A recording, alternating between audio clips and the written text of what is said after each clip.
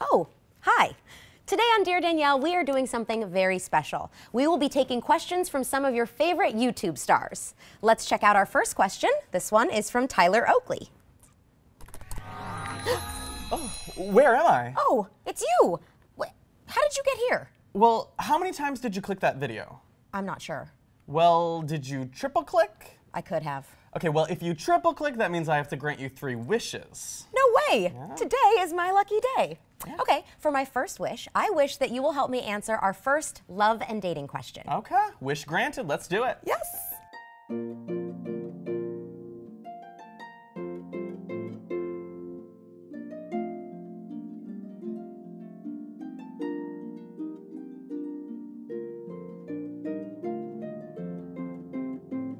Okay, here is our first question. How do you handle being a career woman and a great girlfriend or a wife? What is the secret? Wow. Interesting question from Olga K. I feel like that's a thing that I have kind of had to deal with myself. I'm like trying to figure out while I'm working on my career how to also date and kind of get and find people that get what I'm doing. I don't know. That's difficult. It is difficult. What do you think? Well, in my opinion, I think it all kind of depends on what your significant other's idea of a great girlfriend, wife, boyfriend, husband is. Like, if my husband's opinion of a great wife was somebody who made sure the house was perfectly tidy every day and made sure there was dinner on the table every night, I would epically fail. Right, that's like expecting that that's your career. Exactly. What we find so attractive about the other one is that we have so many common interests. And so that's kind of our thing. We come home from work, we debrief for about 15 minutes about what our work days were like, then we put that to the side and we focus on something we like to do together. Enjoy the time together and not worry about the whole day. Exactly. Sometimes we'll cook dinner together, like, or he'll cook dinner for me, or I'll cook dinner for him, or we go out to dinner. We love to go to sushi.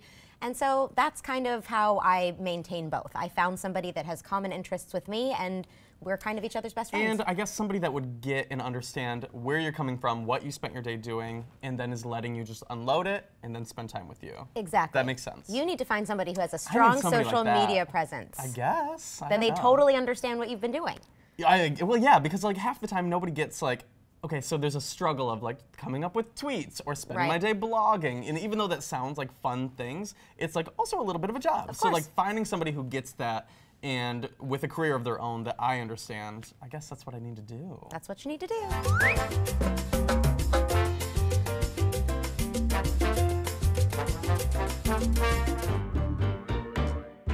Okay, so you have 2 wishes left. I am going to go real original on this one. I'm going to wish that you hang around and answer another love and dating question. I can do that. Perfect. All right, this one is from Hannah Hart.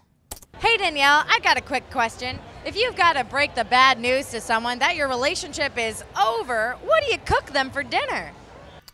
Ooh. Oh my gosh. That sounds like the worst thing ever. I don't know if I would even... Do you have to make them dinner? No, I was actually... I'm like, let's go to a food court. I got something to tell you.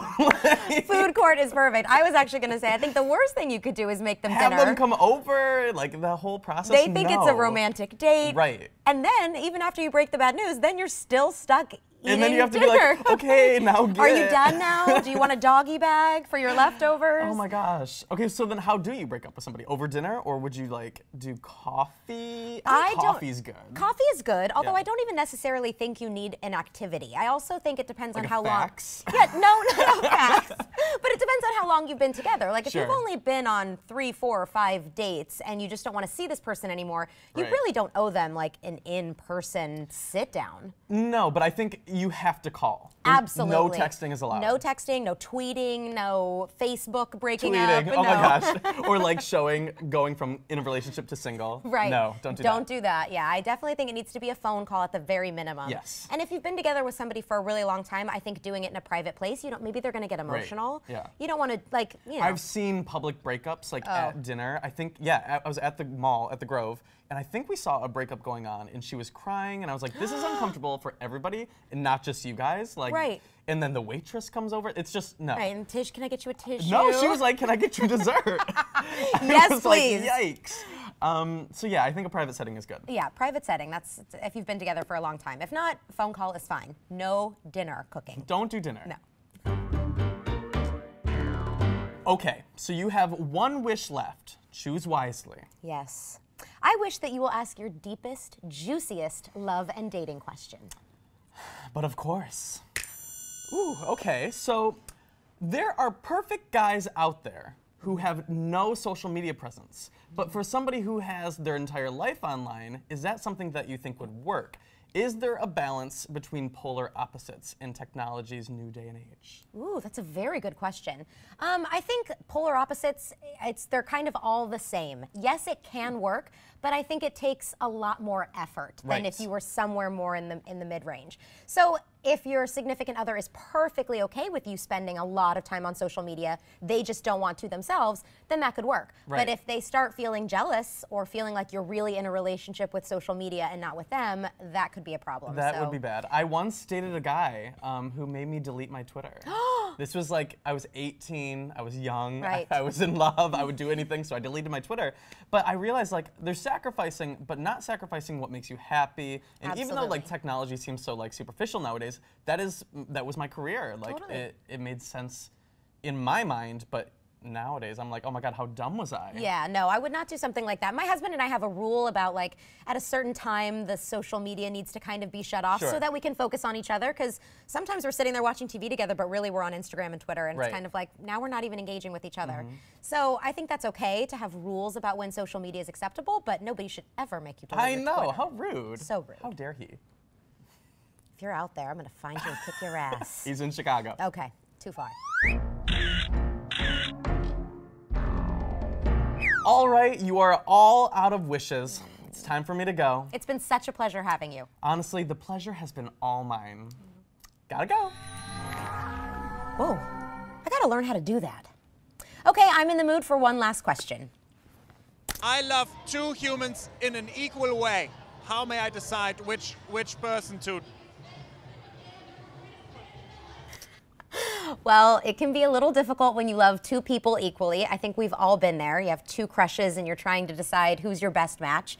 I would probably pick the person you have the most fun with. I mean, it's always nice when you're really attracted to somebody when you first start off in a relationship, but over time that kind of goes away, and what you really want is somebody you want to do everything and nothing with. I always say that's my favorite thing about my husband, is that I want to do everything with him and I also want to do nothing with him.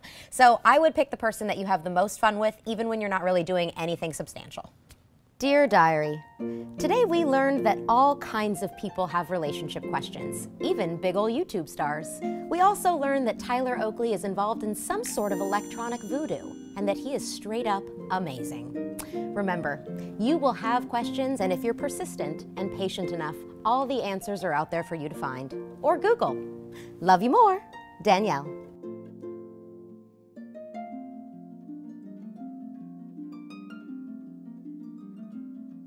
I love two humans. How do I decide which one to